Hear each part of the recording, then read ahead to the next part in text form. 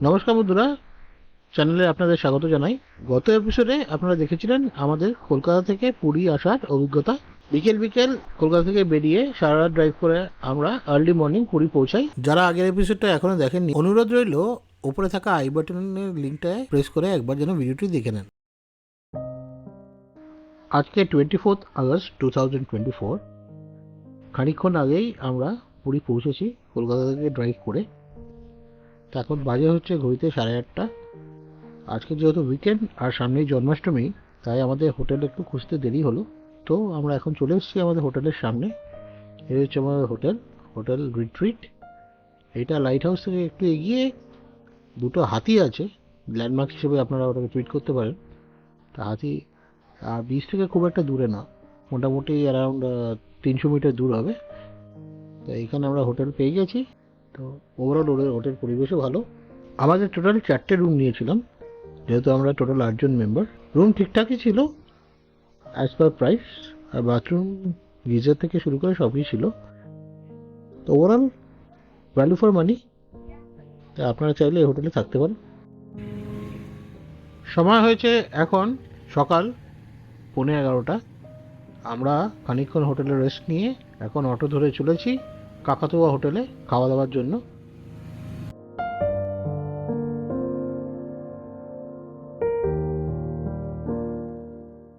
চলে এসেছি কাকাতুয়া হোটেলের সামনে। এটা স্বর্গদ্বার রোড, আর কাকাতুয়া হোটেলের পাশেই হচ্ছে দেখুন নিউ মুন ইন।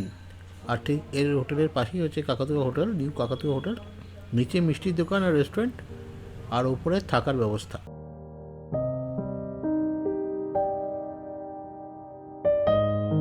এদিকে রাস্তাটা চলে গেছে যেখান থেকে চৈতন্যদেবের স্ট্যাচুটা আছে, ওখান থেকে স্ট্রেট এলে এইখানে পাশে হচ্ছে গিয়ে নিউ ছুটি হলিডে হোম, আর ঠিক তার এর পাশেই হচ্ছে নিউ কাকাতুয়া হোটেল।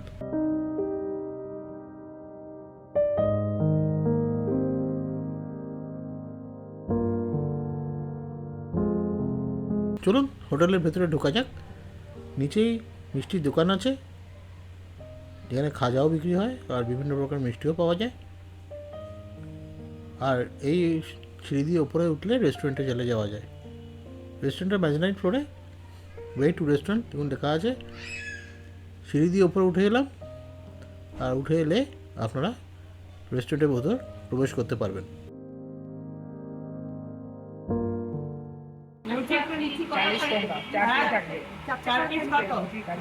সকাল থেকে কিছু খাবার নিয়ে তাই খিদেটা জমিয়েই পেয়েছিল। যে যার মতন অর্ডার করলো। আমি অর্ডার করলাম লুচি আর তরকারি, কেউ কেউ ধোসা, আলুর পরোটা, যে যার নিজের মতন অর্ডার করলো। সব কিছুই অ্যাভেলেবল আর রিজনেবল প্রাইসে।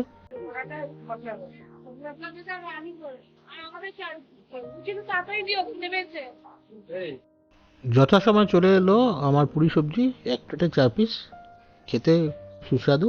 আর সঙ্গে নিলাম মাটকা রাবড়ি, এখানকার ফেমাস একটি মাটকা রাবড়ির দাম 40 টাকা। একটিতে হয়নি, আমি দুটো নিয়েছিলাম। খাওয়া দাওয়া শেষ করে দেখুন এই নিমাই স্ট্যাচু, এইটাই স্বর্গদ্বারের কাকাতুয়ার হোটেলের দিকে যায়। অটো ধরে এখন ফিরে চলেছি আমাদের হোটেলের দিকে। এই হচ্ছে স্বর্গদ্বার। খুব সুন্দর ওয়েদার, আর স্বর্গদ্বারের আশেপাশে জমজমাট রাস্তাঘাট। আমরা এখন অটো ধরে চলেছি।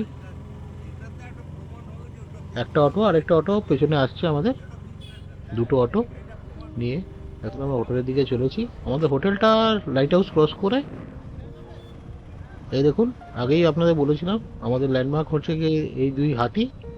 তা আমাদের এই গলিতেই ঢুকতে হবে। হাতিরা আমাদের স্বাগত জানাচ্ছে। এখানে প্রচুর নতুন হোটেলও হচ্ছে আমাদের, যেখানে আমরা উঠেছি। এখন আরও নতুন নতুন প্রপার্টি হচ্ছে, কিছুদিন পর এই সব হোটেলগুলোও অপারেট করতে শুরু করে দেবে। তো এসে গেছি আমাদের হোটেলের সামনে। এখন সবাই একটু ক্লান্ত, গিয়ে একটু সবাই বিশ্রাম নেবে বললো।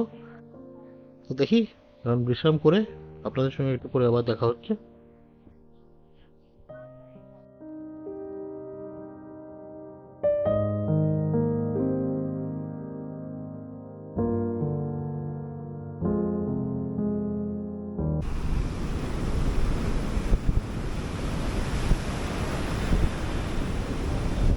বাজে হচ্ছে 2:40। আমরা বিচে এসছি, বিচে ঘুরছি, দারুণ ওয়েদার, পুরো সূর্য এখন মেঘে ঢাকা, উপর থেকে এরকম ফ্যান্টাস্টিক ওয়েদার।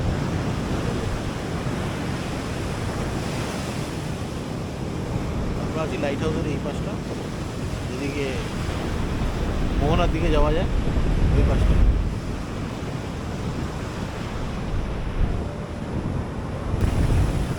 কি সুন্দর ওয়েদার,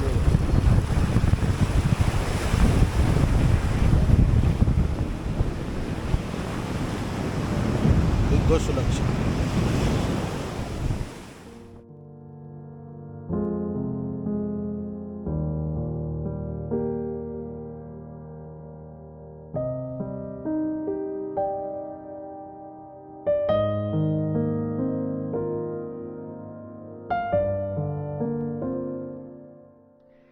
সময় হয়েছে এখন বিকেল 5টা, আর আমরা চলেছি মন্দিরে পুজো দিতে।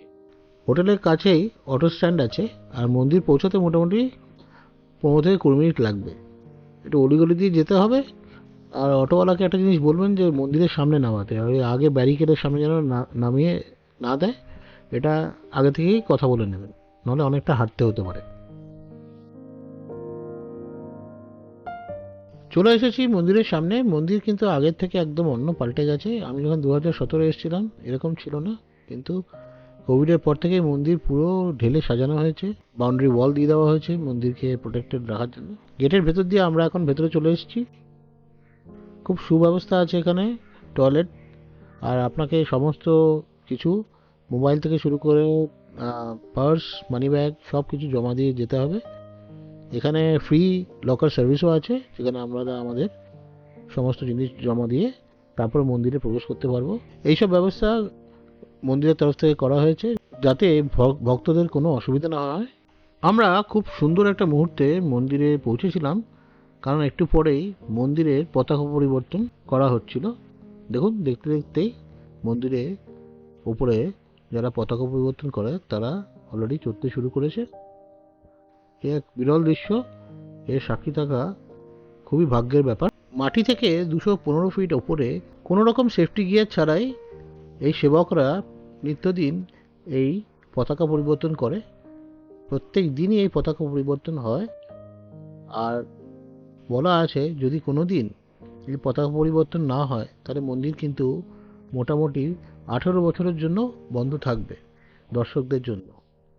এই দেখুন, এখন পুরনো পতাকা খোলার কাজ চলছে, তার পরিবর্তে নতুন পতাকা লাগানো হবে।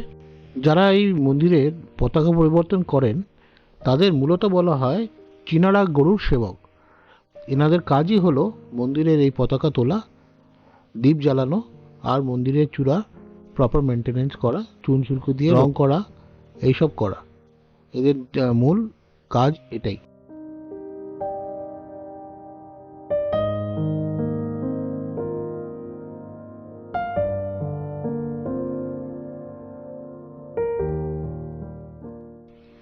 পতাকা বদলানোর আগে একবার সন্ধ্যা আরতি করে নেওয়া হলো।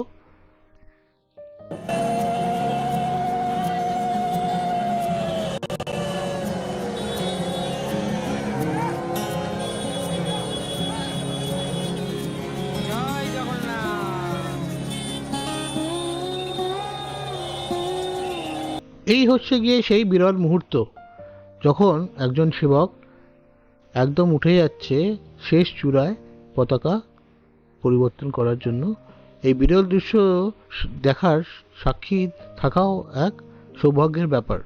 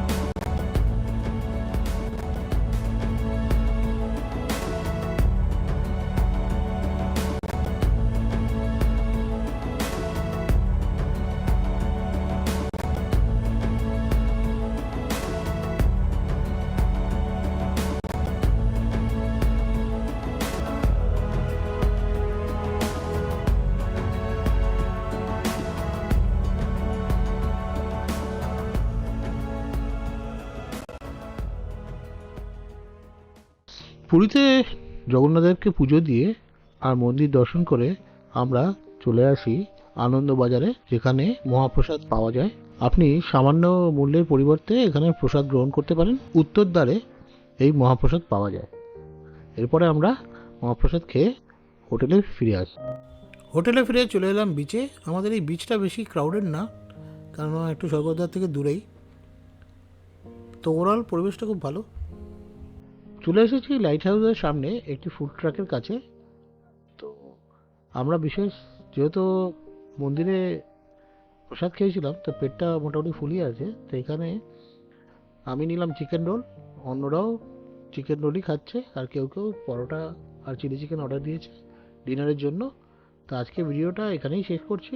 আশা করি আপনাদের এই ভিডিওটা ভালো লেগেছে। ভালো লাগলে লাইক, শেয়ার এবং কমেন্ট করে নিশ্চয়ই আমাকে জানাবেন। অনুরোধ করব চ্যানেলটিকে সাবস্ক্রাইব করতে।